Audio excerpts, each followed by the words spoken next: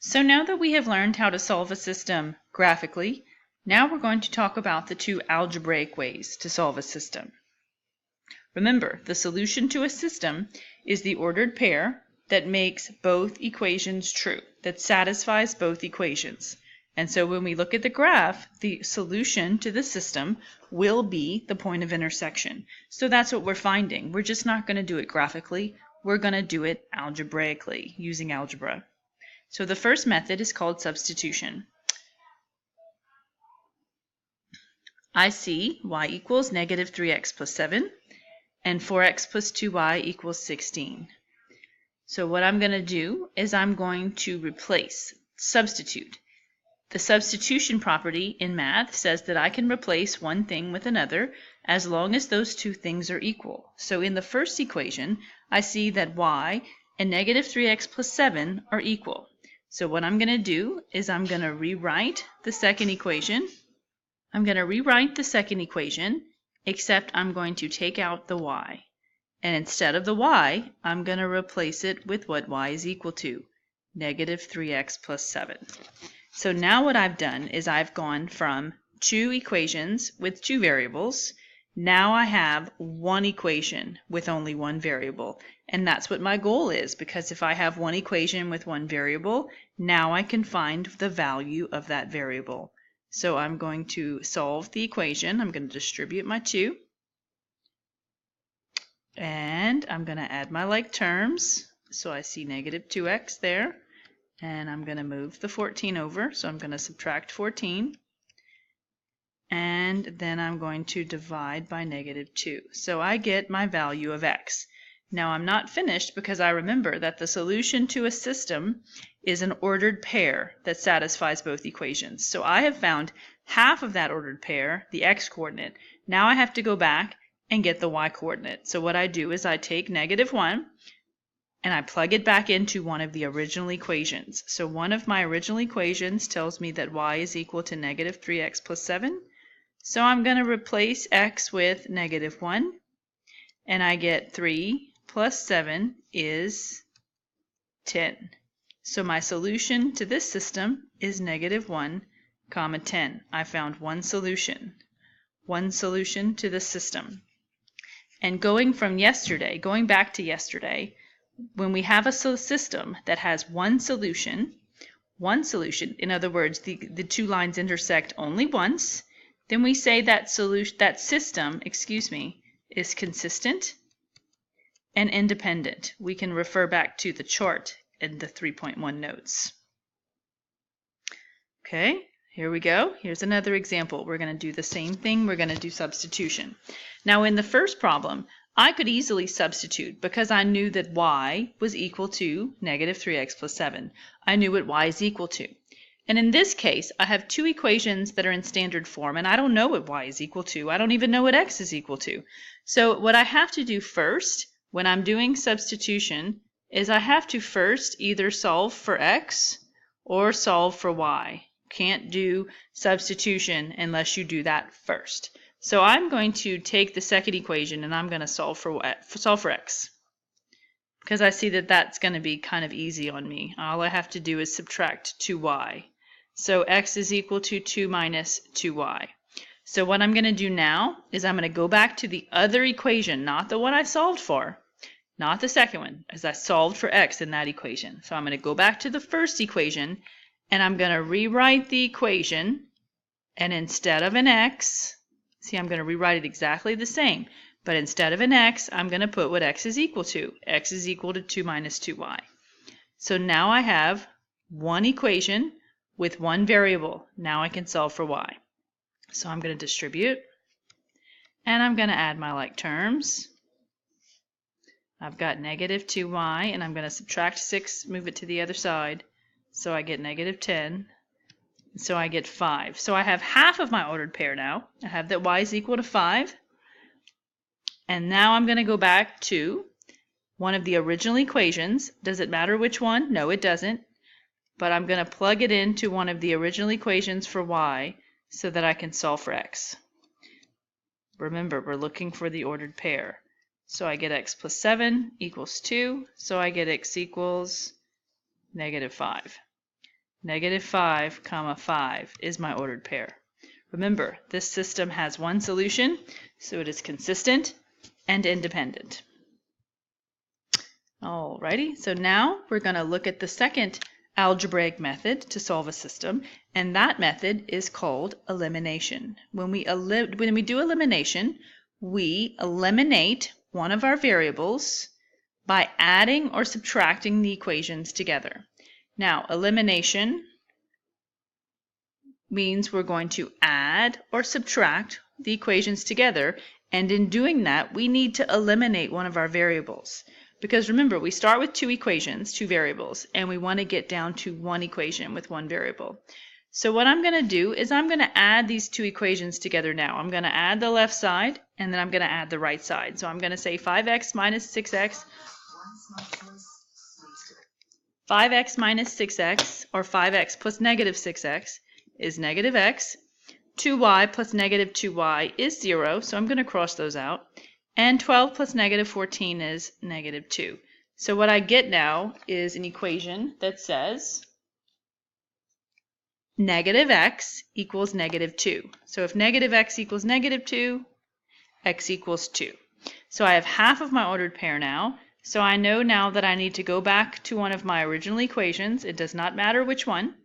I'm going to go back to one of my original equations. And I'm going to plug in 2 for x so that I can solve for y. So let's see, I get 10, so I'm going to subtract 10. 12 minus 10 is 2, so I get 1. So my ordered pair is 2, 1. Once again, one solution, consistent and independent. Let's do elimination one more time. Okay, so what I want to do is add my equations together. Oops. What I want to do is add my equations together. If I add my equations together like they are right now, I do not think I'm going to eliminate anything. 3x plus 2x is 5x, and negative 1y plus 2y is equal to y. So if I add my equations together like they are right now, I am not going to eliminate anything. So what I need to do in this case is I need to multiply. What do I need to multiply by? Well, whatever you need to in order to eliminate the variables. But we just have to remember that when we multiply one side of an equation by something, we have to do the same thing to the other side. We don't have to do it to both equations. We just have to do it to one. Or you could do it multiply to both if that helps you.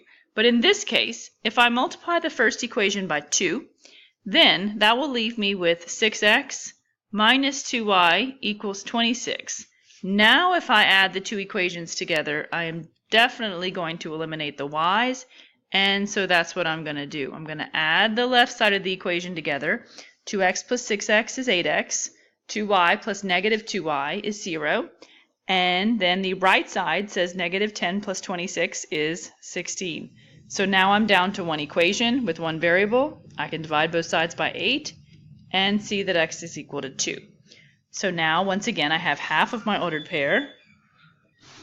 So I'm going to take the equation 2x plus 2y equals negative 10, and instead of an x, I'm going to put 2, so that I can finish solving my system.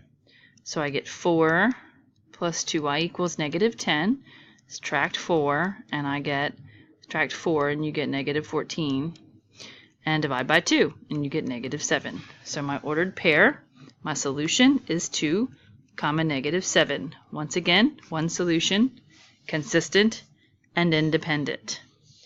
Okay, so what about the other two situations? Because yesterday we discussed how there could be one solution if the lines intersect. We could also have the same line, which would mean that there would be infinitely many solutions, or we could have parallel lines, which means they would never intersect, and we would have no solution. So what would that look like if we were solving the system algebraically? Let's look at number 5. Okay, I think I'm going to do elimination here for number 5 because I see an x, a 1x, and I see a 2x. So I think if I multiply the first equation by negative 2, then that will give me a negative 2x, and I will be able to eliminate the x's. So I'm going to multiply everything by negative 2. So I get negative 2x, I get plus 4y, and I get 3 times negative 2, which is negative 6. And so what I see is when I try to do elimination here, and I add the left side of the equation together, I get 2x plus negative 2x, which is 0. And I get negative 4y plus 4y, which is also 0. So nothing on that side, no more variables. And on the other side, on the right side, I get 7 plus negative 1, which is 1. So I end up with an equation with no variables. And when that happens, then I have one of two things happening. I either have no solution, which means the lines are parallel, or I have the same line, which means there are infinitely many solutions. And so in this case, we have a false sentence. So a false sentence means no solution. So these lines are parallel. So if I ask for the solution, you'd say there is no solution. Okay, and then let's look at number 6. We have, we're going to try and do elimination again. So what I'm going to do is I'm going to multiply the top equation by 2 so that I get a 12x, and the bottom equation by negative 3 so that I get a negative 12x. So I'm going to multiply the top equation by 2, so I get 12x plus 30y equals 18. And then the bottom equation I'm going to multiply by negative 3, so I get negative 12x minus 30y equals negative 24. And so now I'm going to do elimination, and what I see is the x's are going to eliminate, and so are the y's. So I get 0 on the left side, and on the right side I get 18 plus negative 24, which is negative 6. So once again, I get a false sentence,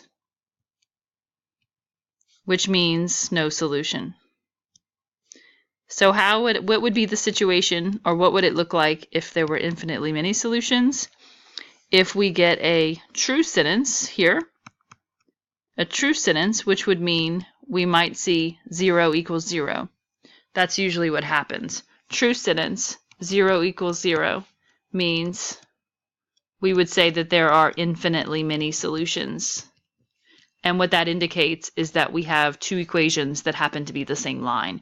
So we have 3 situations. We have one solution, and we looked at that already. One solution, let's go back. One solution. If the lines intersect, there's one solution.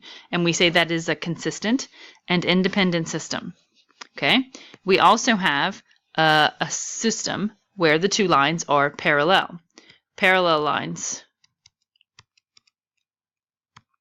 means no solution. And we say that that is an inconsistent system. Inconsistent. And then we also have a true sentence. If we would get a true sentence here, then that would mean that there are infinitely many solutions. Infinitely many solutions, which would mean that the 2 lines are the same. Same line. And what we say that in that case is we have a consistent system. Consistent, but not independent anymore. It is now dependent. So one solution is independent, and infinitely many solutions is dependent. And no solution is inconsistent, and at least one solution would be consistent.